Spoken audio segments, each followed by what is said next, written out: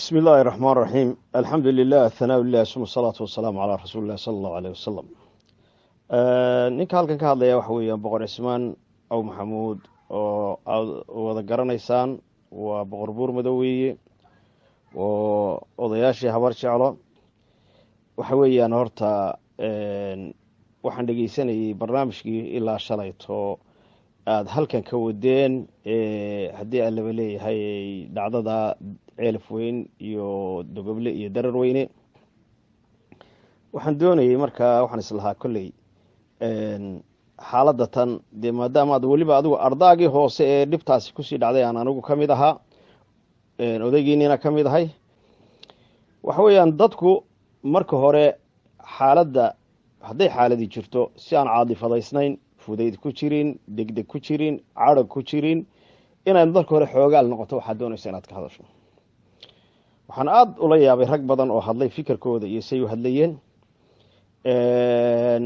ama fikir diiniya ha ku dabaqeen ama fikir kale oo odaynimo ha ku dabaqeen ama mid kaleo haddii alabaley sugaaneed ha ku dabaqeen arrinkeen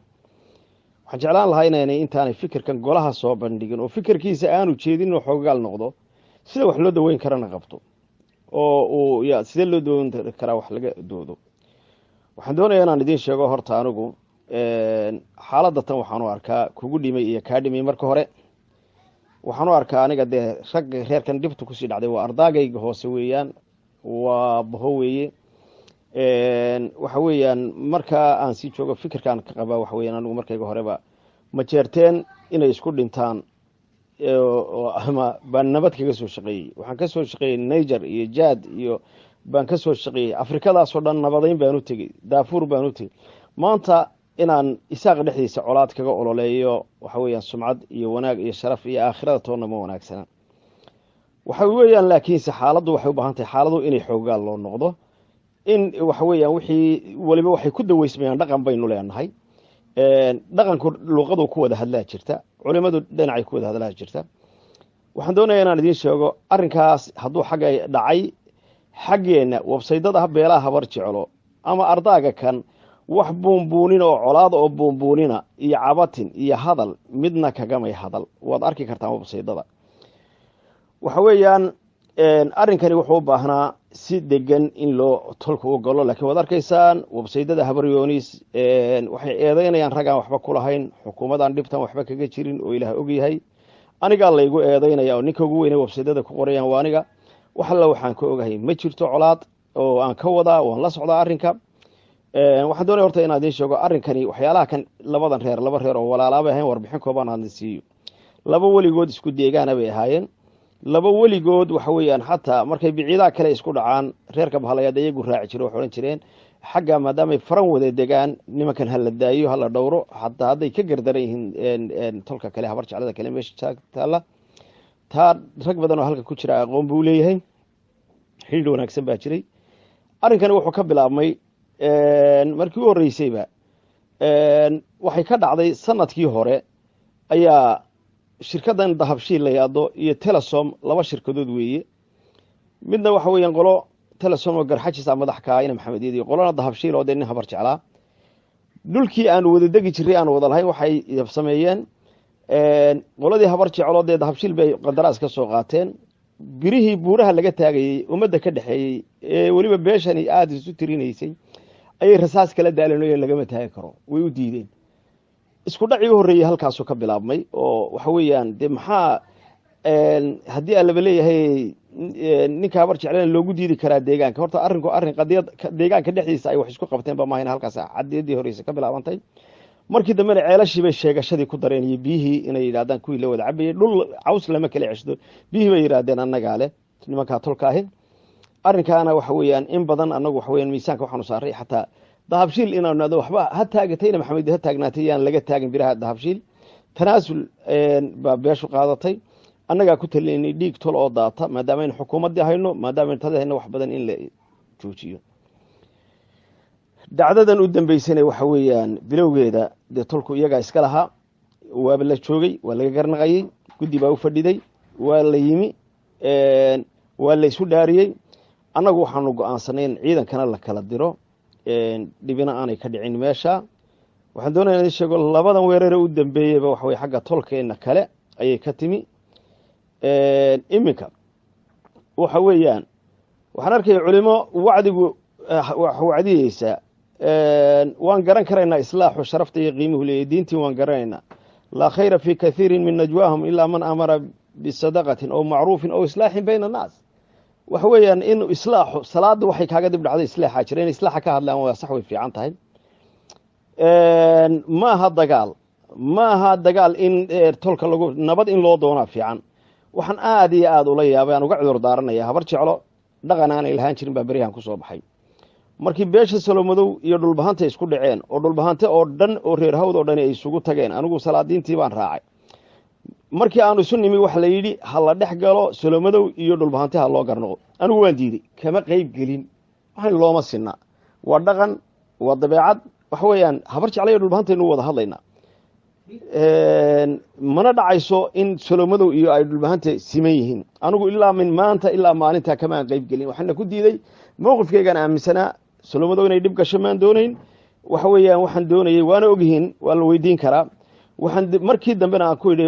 xataa aan habar jecladii ku dhaliilay oo salaadiintii aan usoo bandhigay in magta lala bixiyo iyo wax qaybsiga leanna wax weya culays baa ku dhacay habar jeclo hiilkay isku lahayd horta taasi waxa weeyaan arrintii u horreysay dhaawacday halkaa weeye arrinkanaa yimi hadda dhacdadan dhacday habar jeclo waxay u baahan tahay inay waxay ahayd laba arrin baa dabeecadu ahaa arrinka kan reerkiibu ku dhacay culayska ugu weyni wuxuu ka imanaya oo habar jeclo dhibta ku dhacdaa waxa weeye dowladda ay qabatay ayaa culays iyo colaawad badan iyo ficiltan badan u keentay waxa dagaalka sii buunbuuninaya waxa weeye oo laleeyahay dowlad baa wadda habar jeclo waa ka arrimahaas oo dhan waxa weeyaan horta ninka soo gelaya nimay waxa weeyaan had kaba soo qaada bal haddaa ka soo qaadaan in qoladan dagaalka ku dhacaya boho la yidhaahdo ay gar daran tahay waxaan idiin sheegayaa dagaalka reer qura oo habar jeclaa boho ku weheliyaa waa ilmaadeer saddexaad nimankaasi baha inta la yidhaahdaa nin ilmaadeer saddexaad u kala fogi ma jiro cid alle cid ku wehelisay tolkii ugu sokeeyey faarax biciidaan iman oo dagaalka gelin waxa weeyaan sacad yoonis habar yoonis cid walba way abaabushay way galeen websaydada dhiilada laga sheegayaa habar jeclona waxa weeyaan waxay ahayd haddana saasay tahay habar yoonis shirkii garxajis ay qabteen way tacsiyadeen arrinkaa nabadna way kaga baaqeen suldaanka ciro doraad wuu tacsiyadeeyey nabadna wuu ku baaqay suldaan jiif caaqilka ugu sarreeya ciidagale waan arkaya wuu tacsiyey weli habar jeclo maadeer dhibtu way dhacdaa ma ay tacsiyadeen dhibtaa ka dhacday ma aanay odhan waxa weeyaan intaanay neeqaashin waxay habar jeclo inay tacsiyadayso haddii xataa ninka tolka ay dhibta wadda waxa weeyaan haddaadan dagaalka la gelin xataa dhaawiciisa laga warhaya waxaan ii sheegayaa 2 jeer waxa weeyaan rag dhowr iyo 20 baa dhaawacoodii la keenay burco hargeysa ilaa intaa weli habar jeclo intay taloomatin ma odhan xataa dhaawaca aan soo eegno guryaheena inuu ku yimi may odhan taasi waxa weeyaan ninku xataa waxa weeyaan markuu dagaalamayo haddaad raashinka u geyso biyaha u geyso oo aad taado war fadhiiso aan wada hadal oo aad khaldato ansurakhaka daaliman oo madluuman in loo nasteexeeyo oo la qabto oo loo tago oo lala hadla hadduu gardaran yahay weeye laakiin waxaan u arkaa arrinkana inuu ina ka soo afjaro oo aynu way out aynu colaadan sokeeye kaga baxno diyaar baan u nahay habar jeclo iyo ummadda kale iyo cid walba inaan kala shaqaynaan diyaar u nahay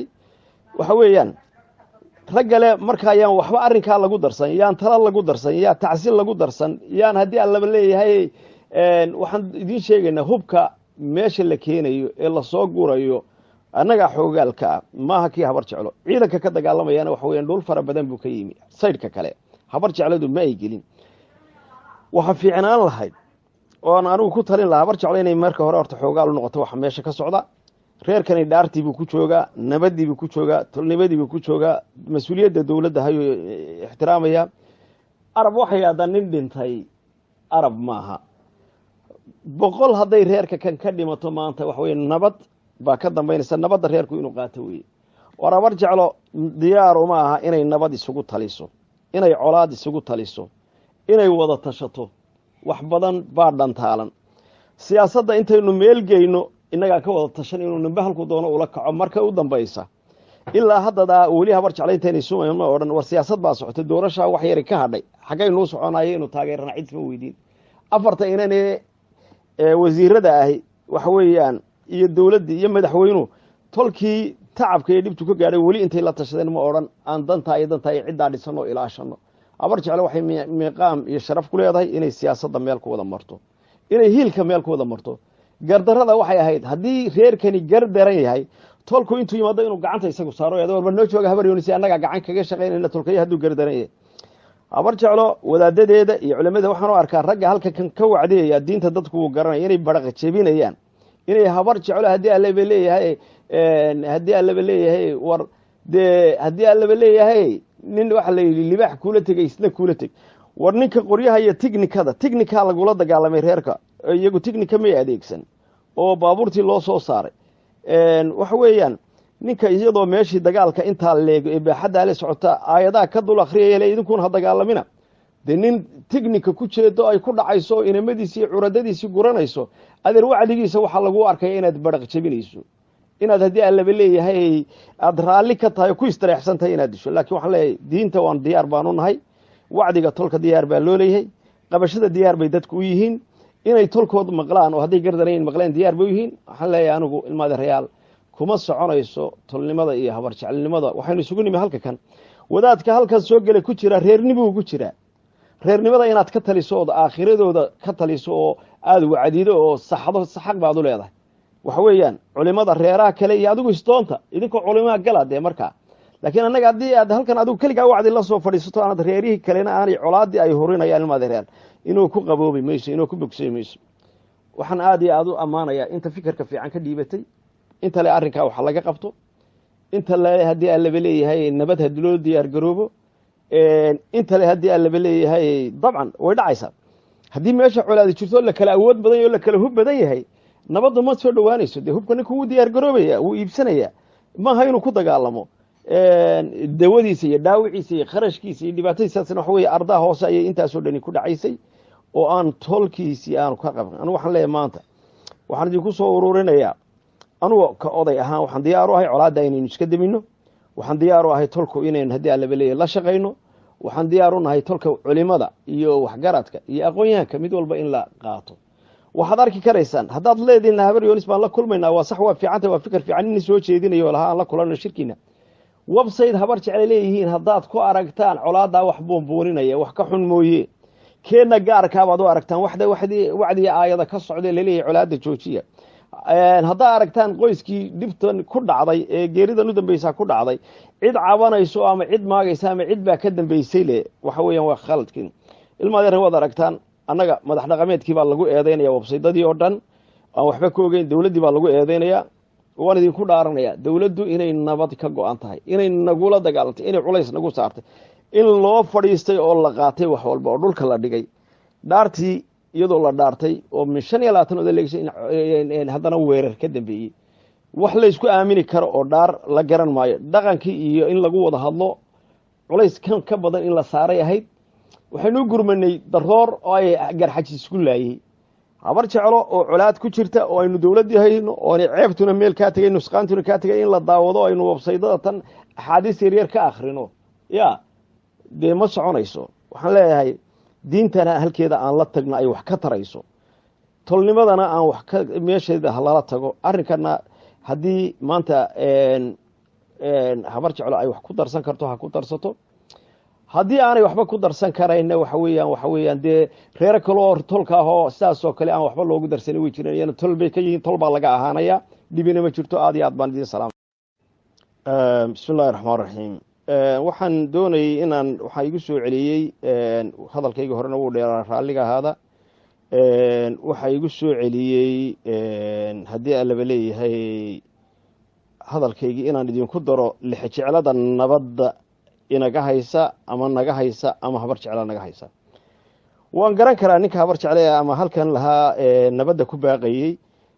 ha u qaadanina inaan dhaliil saas ula jeedo macnaha inaynu isfahanno waxaan leeyahay inaad waad ku mahadsantihin inaad haddaan colaadda hala joojiyo nabaddu haddana waxaad ogaataan inay u baahan tahay investment ama maalgelin inay nabaddu u baahan tahay aanay u baahnayn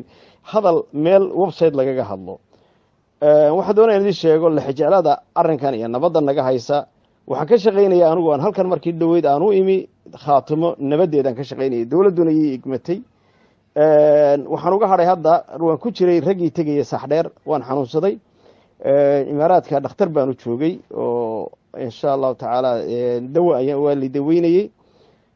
ilmadeerayaal inaan tago iyo inaan arrinkaa wax ka shaqeyna diyaar baanu ahayn ilaa hadda waxa weeye dawadii baa ii socotay waxaan doonayaa inaan idiin sheego lixjeclada nabadgelyada aan ka qabno habeenkii dhoweyd labada reer say nabadda ugu kala diyaarsan yihiin inaan in yar idinka shaxo habeenkii dhoweyd qolada bahood laba meelood baa laysku qabsaday Dararweyne iyo Dogoble Dararweyne majority-gaynu lahayn wixii ay dhaawaceen maahe intii kale iyo wixii dhintay mooyee waxa la qabtay 4 nin baa la qabtay way hayeen qolada bahood ragna guryay ku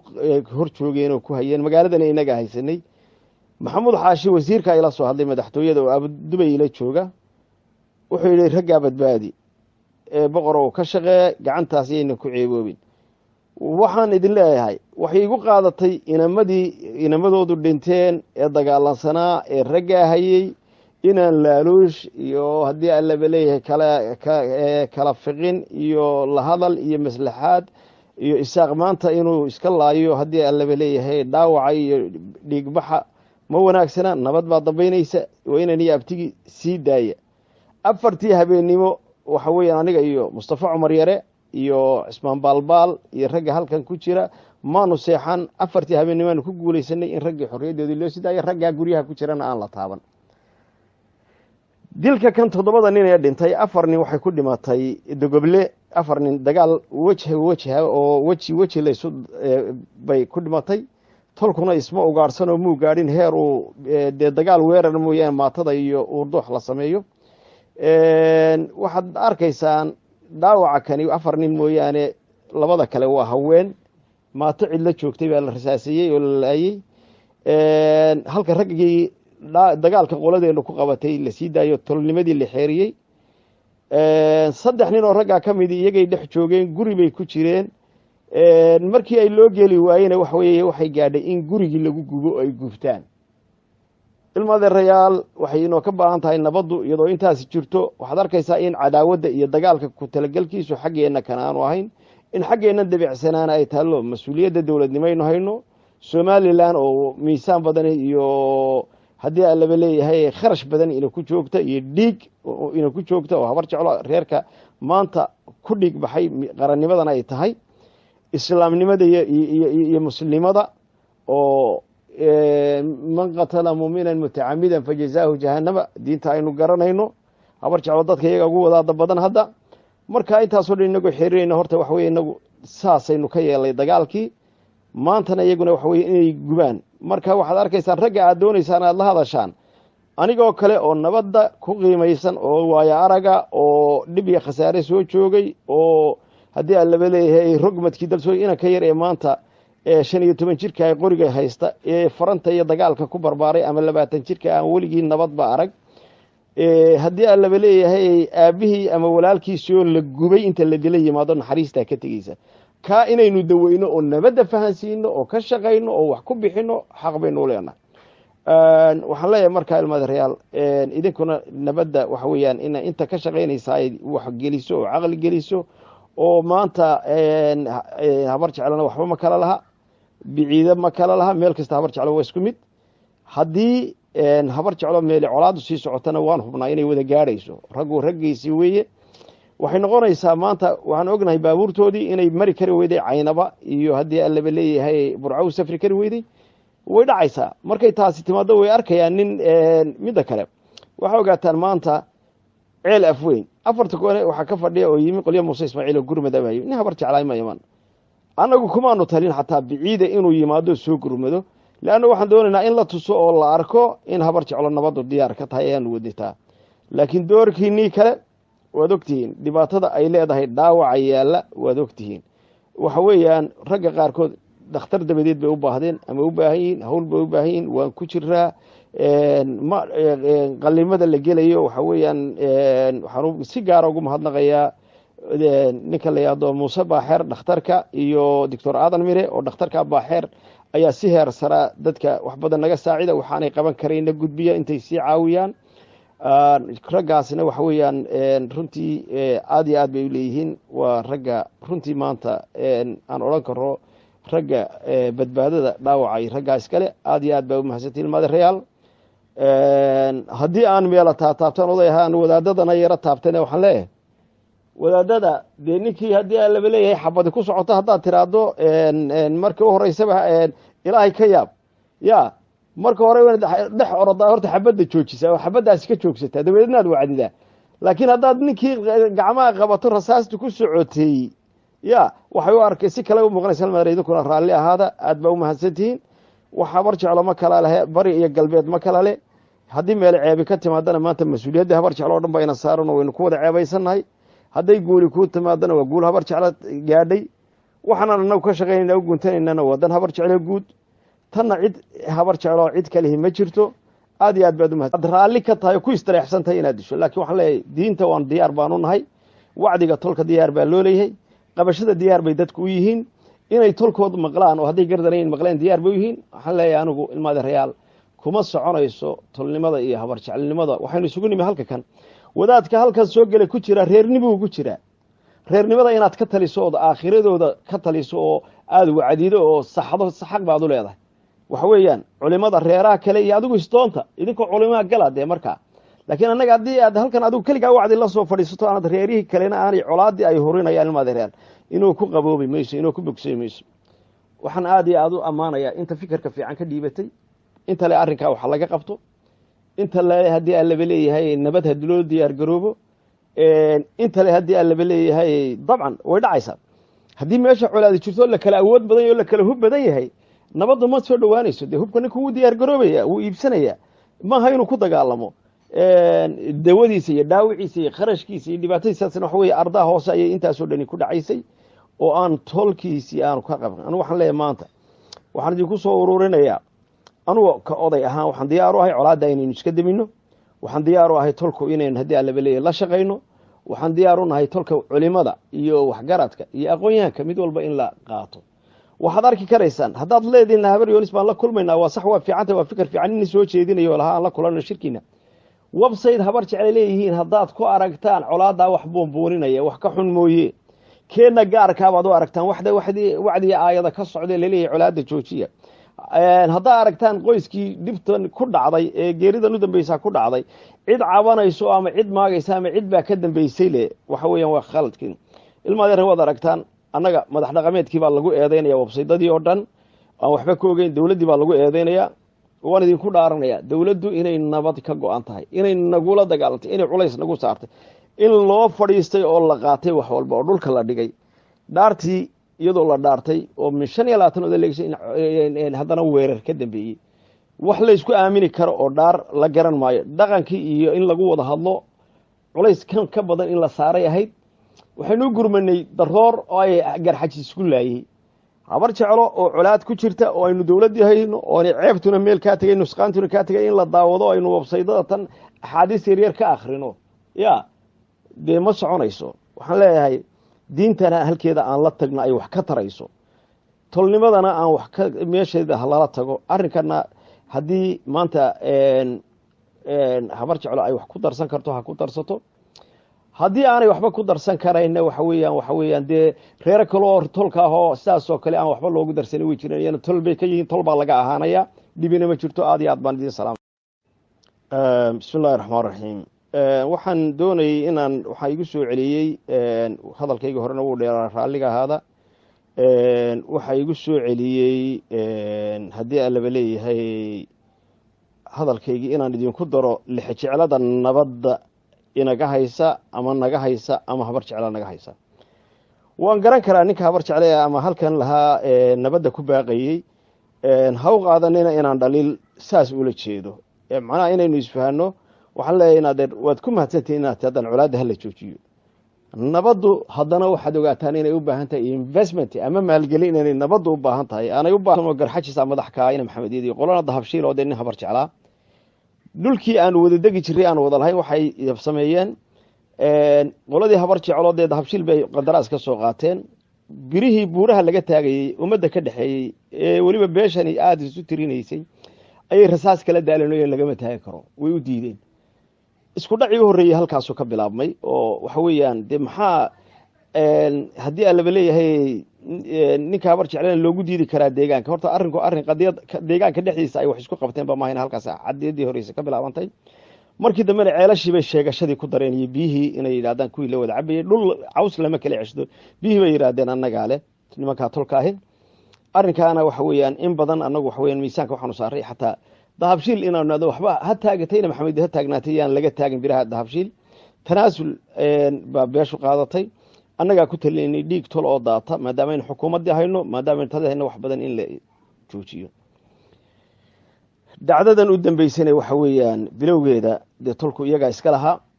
waaba la joogay waa laga garnaqayey guddi baa u fadhiday waa la yimi waa la isu dhaariyey annagu waxaanu go-aansanay in ciidankana la kala diro dhibina aanay ka dhicin meesha waxaan doonaya in sheego labadan weerare u dambeeyeyba waxa weye xagga tolkeena kale ayay ka timi iminka waxa weeyaan waxaan arkaya culimo wacdigu wax wacdiyeysa waan garan karaynaa islaaxu sharafta iyo qiimuhu leeyahy diintii waan garanaynaa laa khayra fi kathiirin min najwaahum ilaa man amara bisadaqatin aw macruufin aw islaaxin bayna annaas waxa weeyaan in islaaxu salaada waxay kaaga dib dhacday islaaxa jira in islaaxa ka hadlaan waa sax way fiican tahay ma aha dagaal in tolka lagu nabad in loo doonaa fiican waxaan aad iyo aad ula yaabay aan uga cudur daaranaya habar jeclo dhaqan aanay lahaan jirin baa berihan ku soo baxay markii beesha salomadow iyo dhulbahanta isku dhaceen oo dhulbahante oo dhan oo reer hawd oo dhan ay isugu tageen anigu salaadiintii baan raacay markii aanu isu nimi waxa la yidhi ha la dhex galo salomadow iyo dhulbahante ha loo garnoqo anigu waan diiday kama qayb gelin waxaan looma sinna waa dhaqan waa dabeecad waxa weeyaan habar jeclo iyo dhulbahantaynu wada hadlaynaa mana dhacayso in salomadow iyo ay dhulbahante siman yihiin anigu ilaa min maanta ilaa maalintaa kamaan qayb gelin waxaana ku diiday mowqifkeygaan aaminsanaa salomadow inay dhib gasho maan doonayn waxa weeyaan waxaan doonayay waana ogyihiin waa la weydiin karaa waxaan markii dambena aan ku yidhi xataa aan habar jecladii ku dhaliilay oo salaadiintii aan usoo bandhigay in magta lala bixiyo iyo wax qaybsiga leanna wax weya culays baa ku dhacay habar jeclo hiilkay isku lahayd horta taasi waxa weeyaan arrintii u horreysay dhaawacday halkaa weeye arrinkanaa yimi hadda dhacdadan dhacday habar jeclo waxay u baahan tahay inay waxay ahayd laba arrin baa dabeecad u ahaa arrinka kan reerkiibuu ku dhacay culayska ugu weyni wuxuu ka imanaya oo habar jeclo dhibta ku dhacdaa waxa weeye dowladda ay qabatay ayaa culays iyo colaawad badan iyo ficiltan badan u keentay waxa dagaalka sii buunbuuninayay waxa weye oo laleeyahay dowlad baa wadda habar jeclo waa ka arrimahaas oo dhan waxa weeyaan horta ninka soo gelaya nimay waxa weeyaan had kaba soo qaada bal haddaa ka soo qaadaan in qoladan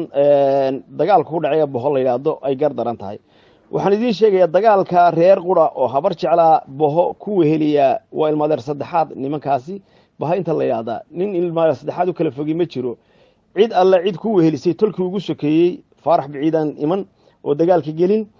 waxa weeyaan sacad yoonis habar yoonis cid walba way abaabushay way galeen websaydada dhiilada laga sheegayaa habar jeclona waxa weeyaan waxay ahayd haddana saasay tahay habar yoonis shirkii garxajis ay qabteen way tacsiyadeen arrinkaa nabadna way kaga baaqeen suldaanka ciro doraad wuu tacsiyadeeyey nabadna wuu ku baaqay suldaan jiif caaqilka ugu sarreeya ciidagale waan arkaya wuu tacsiyey weli habar jeclo maadeer dhibtu way dhacdaa ma ay tacsiyadeen dhibtaa ka dhacday ma aanay odhan waxa weeyaan intaanay neeqaashin waxay habar jeclo inay tacsiyadayso haddii xataa ninka tolka ay dhibta wada waxa weeyaan haddaadan dagaalka la gelin xataa dhaawiciisa laga warhaya waxaan ii sheegayaa 2 jeer waxa weeyaan rag dhowr iyo 20 baa dhaawacoodii la keenay burco hargeysa ilaa intaa weli habar jeclo intay taloomatin ma odhan xataa dhaawaca aan soo eegno guryaheena inuu ku yimi may odhan taasi waxa weeyaan ninku xataa waxa weeyaan markuu dagaalamayo haddaad raashinka u geyso biyaha u geyso oo aad war fadhiiso aan wada hadal oo aad khaldato ansur akhaaka daaliman aw madluuman in loo nasteexeeyo oo la qabto oo loo tago oo lala hadla hadduu gardaran yahay weeye laakiin waxaan u arkaa arrinkana inuu ina ka soo afjaro oo aynu way out aynu colaadan sokeeye kaga baxno diyaar baan u nahay habar jeclo iyo ummadda kale iyo cid walba inaan kala shaqaynaan diyaar u nahay waxa weeyaan raggale markaa yaan waxba arrinkaa lagu darsan yaan tala lagu darsan yaa tacsiil lagu darsan yaan haddii aan laba leeyahay waxaan idiin sheegaynaa hubka meesha la keenayo ee lasoo gurayo annagaa xoogaalka ah maaha kii habar jeclo ciidanka ka dagaalamayana waxa weeyaan dhul fara badan buu ka yimi saydhka kale habar jecladu ma ay gelin waxa fiicnaan lahayd oon anigu ku talin lahaa habar jeclo inay marka hore horta xoogaal u noqoto waxa meesha ka socda reerkani dhaartii buu ku joogaa nabadii buu ku joogaa tolnimadii buu ku joogaa mas-uuliyadda dowladda hayuu ixtiraamaya arab waxay yidhahdaan nin dhintay arab maaha boqol hadday reerka kan ka dhimato maanta waxa weye nabad baa ka dambaynaysa nabadda reerku inuu qaato weye war habar jeclo diyaar uma aha inay nabad isugu taliso inay colaad isugu taliso inay wada tashato wax badan baa dhantaalan siyaasadda intaynu meelgeyno innagaa ka wada tashan inuu nimbe halku doono ula kaco marka u dambaysa ilaa haddadaa weli habar jeclo intaynay sumayno oo dhan war siyaasad baa socotay doorashaa wax yari ka hadhay xaggaynuu soconayo inuu taageerana cid ma weydiin afarta inanee wasiirada ahi waxa weeyaan iyo dowladdii iyo madaxweynuhu tolkii tacabka iyo dhibtu ka gaadhay weli intay la tashadeen ma odhan aan dantaa iyo ciddaa dhisanoo ilaashano habar jeclo waxay miiqaam iyo sharaf ku leedahay inay siyaasadda meel ku wada marto inay hiilka meel ku wada marto gardarrada waxay ahayd haddii reerkani gardaran yahay tolku intuu yimaado inuu gacanta isagu saaro warba noo jooga habar yoonisi annagaa gacan kaga shaqaynayna tolkaya hadduu gardaran yahay habar jeclo wadaadadeeda iyo culimada waxaan u arkaa ragga halka kan ka wacdiyaya diinta dadku uu garanaya inay baraqa jebinayaan inay habar jeclo haddii allaba leeyahay war dee haddii allaba leeyahay nin waxa la yidhi libaax kuula tegay isna kuula teg war ninka qoryaha iyo tignika lagula dagaalamay reerka iyagu tignika may adeegsan oo baabuurtii loo soo saaray waxa weeyaan ninka iyadoo meeshii dagaalka intaa leego ee baaxaddaa le socota aayadaha ka dul akhriyaya le idinkuun ha dagaalamina dee nin tignika ku jeedo ay ku dhacayso inamadiisii curadadiisii guranayso adeer wacdigiisa waxaa lagu arkaya inaad baraq jebinayso inaad haddii allaba leeyahay bismi illaahi raxmaan raxiim alxamdu lilah hanaa lilah suma asalaatu wasalaamu calaa rasuuli illahi sala allahu aleyh wasalam ninka halkan ka hadlaya waxa weeyaan boqor cismaan aw maxamuud oo aad wada garanaysaan waa boqor buur madow weeye oo odayaashii habar jeclo waxa weeyaan horta waxaan dhegeysanayay barnaamijkii ilaa shalayto aada halkan ka wadeen haddii allaba leeyahay dhacdada ceelaf weyn iyo dogoble iyo darar weyne waxaan doonayey markaa waxaan islahaa kolley xaaladda tan dee maadaama ad weliba adigu ardaagii hoose ee dhibtaasi kusii dhacday aan anigu ka mid ahaa odaygiinina ka mid ahay waxa weeyaan dadku marka hore xaaladda hadday xaaladii jirto si aan caadifadaysnayn fudayd ku jirin degdeg ku jirin cadhag ku jirin inaad marka hore xoogaal noqoto waxaad doonaysa inaad ka hadasho waxaan aada ula yaabay rag badan oo hadlay fikirkooda iyo say u hadlayeen ama fikir diiniya ha ku dabaqeen ama fikir kale oo odaynimo ha ku dabaqeen ama mid kaleo haddii alabaley sugaaneed ha ku dabaqeen arrinkeen waxaan jeclaan lahaa inaynay intaanay fikirkan golaha soo bandhigin oo fikirkiisa aanu jeedin inuu xoogaal noqdo sida wax loo daweyn karana qabto oo uu sidee loo daweyn karaa wax laga doodo waxaan doonayaa inaan idiin sheego horta anigu xaaladda tan waxaan u arkaa kugu dhimay iyo kaa dhimay marka hore waxaan u arkaa aniga dee ragga reerkan dhibta kusii dhacday waa ardaagayga hoose weeyaan waa baho weeye waxa weeyaan markaa aan sii joogo fikirkaan ka qabaa waxa weeyaan anigu markayga horeba ma jeerteen inay isku dhintaan ama baan nabad kaga soo shaqeeyey waxaan ka soo shaqeeyey niger iyo jad iyo baan ka soo shaqeeyey afrikadaasoo dhan nabadayn baan u tegey daafuur baan u tegey maanta inaan isaaq dhexdiisa colaad kaga ololeeyo waxa weeyaan sumcad iyo wanaag iyo sharaf iyo aakhirada toonna ma wanaagsana waxa weeyaan laakiinse xaaladdu waxay u baahan tahay xaaladu inay xoogaal loo noqdo in waxa weeyaan wixii waliba waxay ku daweysmayaan dhaqan baynu leenahay dhaqanku luuqadu ku wada hadlaa jirta culimadu dhinacay ku wada hadlaa jirta waxaan doonayaa inaan idiin sheego arrinkaas hadduu xagga dhacay xaggeenna websaydada beelaha habar jeclo ama ardaaga kan wax buunbuunin oo colaad oo buunbuunina iyo cabatin iyo hadal midna kagamay hadal waad arki kartaan websaydada waxa weeyaan arrinkani wuxuu u baahnaa si degan in loo tolka u galo laakiin waad arkaysaan websaydada habaryoonis waxay eedeynayaan raggaan waxba ku lahayn xukuumadaan dhibtan waxba kaga jirin oo ilaah ogyahay anigaa laygu eedeynaya oo ninka ugu weyne websaydada ku qorayaan waa aniga wax alla waxaan ka ogahay ma jirto colaad oo aan ka wadaa waan la socdaa arrinka waxaan doonaya horta inaad idiin sheego arrinkani waxyaalaha kan laba reer oo walaalaabay ahayn warbixin kooban aan siiyo. laba weligood isku deegaana bay ahaayeen, laba weligood waxa weeyaan xataa markay biciidaha kale isku dhacaan reerka bahalayaad iyagu raaci jiro waxay odhan jireen xagga maadaamay faran wada degaan nimankan hala daayo hala dhowro xataa hadday ka gardaran yihiin tolka kale habar jeclada kale meesha taalla taa rag badan oo halka ku jira aqoon buu leeyahay, xidhiidh wanaagsan baa jiray. arrinkani wuxuu ka bilaabmay markii u horreysayba waxay ka dhacday sanadkii hore ayaa shirkaddan dahabshiil la yidhaahdo iyo telesom laba shirkadood weeye, midna waxa weeyaan qolo telesom ahnayn hadal meel website lagaga hadlo. waxaa doonaya in idin sheego lexjeclada arrinkan iyo nabadda naga haysa waxaan ka shaqaynaya anigu aan halkan markii dhaweyd aan u imi khaatimo nabadeedaan ka shaqaynayay, dowladduna ii igmatay. waxaan uga hadhay hadda waan ku jiray raggii tegaya saxdheer, waan xanuunsaday imaaraadka dhakhtar baan u joogay oo insha allahu tacaala dawa waa la daweynayey. ilmaadeerayaal inaan tago iyo inaan arrinkaa wax ka shaqeyna diyaar baanu ahayn. ilaa hadda waxa weeye dawadii baa ii socotay. waxaan doonayaa inaan idiin sheego lexjeclada nabadgelyada aan ka qabno habeenkii dhoweyd labada reer si ay nabadda ugu kala diyaarsan yihiin inaan in yar idinka shaxo. habeenkii dhoweyd qolada bahood laba meelood baa laysku qabsaday, dararweyne iyo dogoble. dararweyne majoratigaaynu lahayn, wixii ay dhaawaceen maaha intii kale iyo wixii dhintay mooye waxaa la qabtay 4 nin baa la qabtay. way hayeen qolada bahood, ragna guryay ku hor joogeen oo ku hayeen. magaaladana inaga haysanay. maxamuud xaashi wasiirka ila soo hadlay madaxtooyada oo abudubay ila jooga, wuxuu yidhi raggaa badbaadi boqor oo ka shaqee gacantaas yayna ku ceeboobin. waxaan idin leeyahay waxay igu qaadatay inamadoodu dhinteen ee dagaalansanaa ee raggaa hayey inaan laaluush iyo haddii allaba leeyahay kala fiqin iyo la hadal iyo maslaxaad iyo isaaq maanta inuu iska laayo haddii allaba leeyahay dhaawaca iyo dhiigbaxa ma wanaagsana. nabad baa dambaynaysa, waa inaan iyo abtigi sii daaya. 4tii habeennimo waxa weeyaan aniga iyo mustafa cumar yare iyo cismaan baalbaal iyo ragga halkan ku jira maanu seexan. 4tii habeennimoaanu ku guulaysanay in raggii xorriyaddoodii loo sii daayo, raggaa guryaha ku jirana aan la taaban. dilka kan 7 nin ee dhintay 4 nin waxay ku dhimatay dogoble, 4 nin dagaal wajha oo weji laysu bay ku dhimatay. tolkuna isma ugaadhsan oo muu gaadhin heer uu dee dagaal weerar mooyaane maatada iyo uurdoox la sameeyo. waxaad arkaysaan dhaawaca kani 4 nin mooyaane labada kale waa haween. maato cidla joogtay baa la rasaasiyey oo la laayey.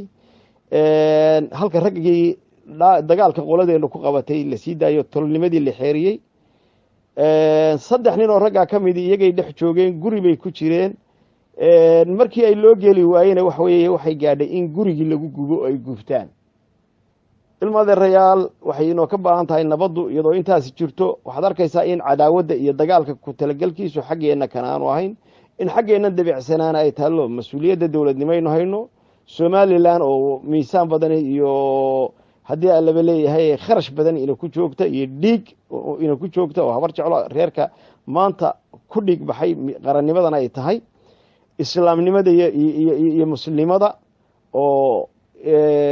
man qatala mu'minan mutacamidan fajazaahu jahannama diinta aynu garanayno. habar jeclo dadka iyaga ugu wadaada badan hadda. marka intaasoo dhan inagoo xiriirayna horta waxa weye inagu saasaynu ka yeelnay dagaalkii. maantana iyaguna waxa weye inay gubaan. marka waxaad arkaysaan ragga aad doonaysaan aad la hadashaan